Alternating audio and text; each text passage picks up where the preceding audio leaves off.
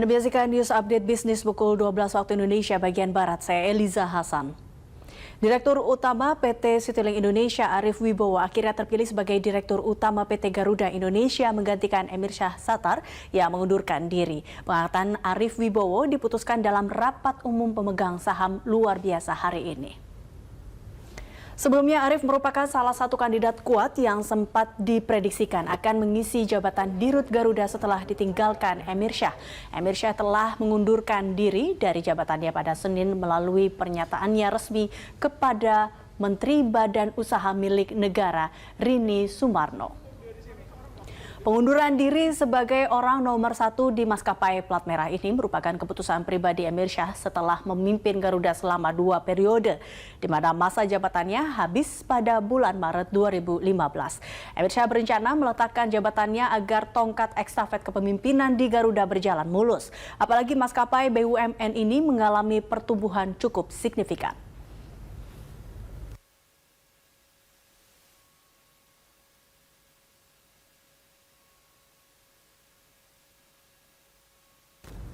Dari lantai saham pemirsa, indeks harga saham gabungan kembali bergerak variatif cenderung menguat pada perdagangan hari ini.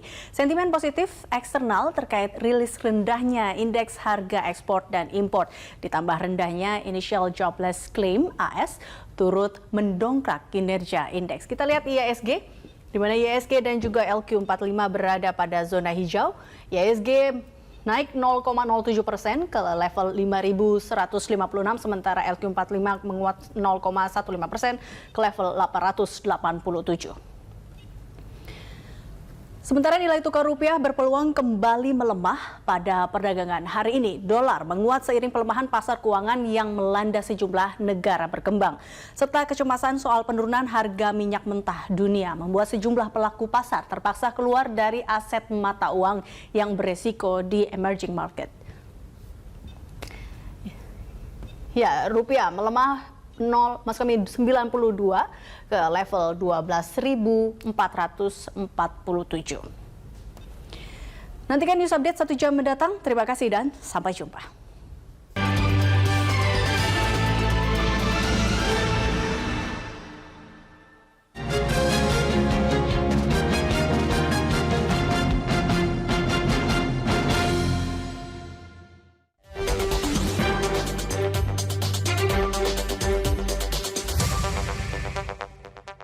Dipersembahkan oleh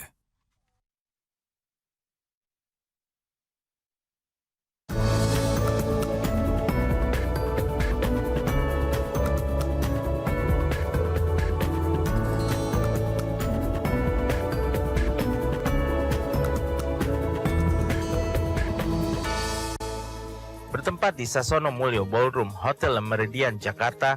Pada 10 Desember yang lalu, majalah Investor menggelar Malam Penganugerahan Tokoh Finansial Indonesia 2014. Penghargaan untuk para CEO berprestasi tahun ini merupakan yang ke-11 kalinya.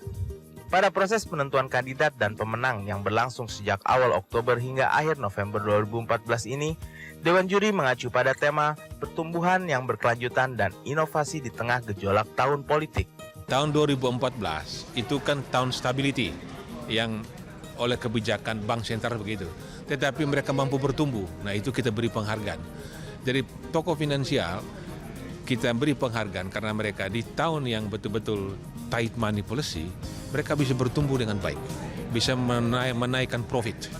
Nah, ini sesuatu yang menggembirakan. Sebanyak 8 CEO dari berbagai sektor usaha terpilih sebagai tokoh finansial Indonesia 2014. Mereka adalah Bernadette Ruth Irawati Setiadi, CEO PT Kalbe Pharma sebagai Top Executive Listed Company 2014, Handrata Sadeli, CEO PT Panin Sekuritas sebagai Top Executive Securities Company 2014, Yahya Setia Atmaja, CEO Bank Sentral Asia sebagai Top National Banker 2014, Eko Budi Wiono, CEO PT Bank DKI sebagai Top Regional Banker 2014, Antonius Chandra Satyana Pitupulu, CEO PT Asuransi Kredit Indonesia sebagai Top Executive Insurance Company 2014, Willy Swandi Dharma, CEO PT Adira Dinamika Multifinance sebagai Top Executive Multifinance Company 2014, Michael Choayadi, CEO PT Schroeder Investment Management Indonesia sebagai Top Fund Manager 2014, serta Iskandar, CEO PT Bio Farma sebagai Agent of Development Development of Non-Listed State-Owned Enterprise 2014. Proses pemilihan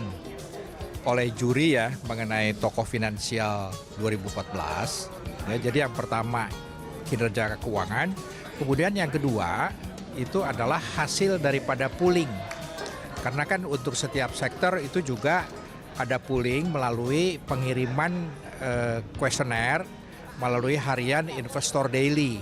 Nah, kemudian yang ketiga itu hasil rapat dari Dewan Juri. Pada malam tersebut juga diberikan penghargaan untuk online trading terbaik versi berita1.com, di mana posisi teratas diraih oleh dua perusahaan, yaitu PT Indo Premier Securities dan PT Mandiri Sekuritas.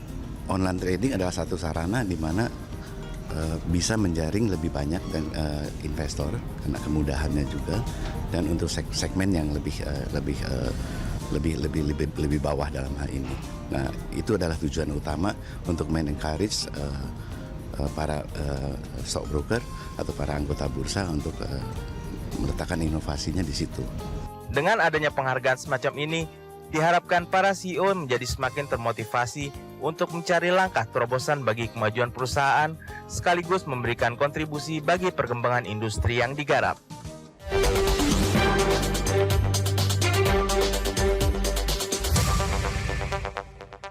Dipersembahkan oleh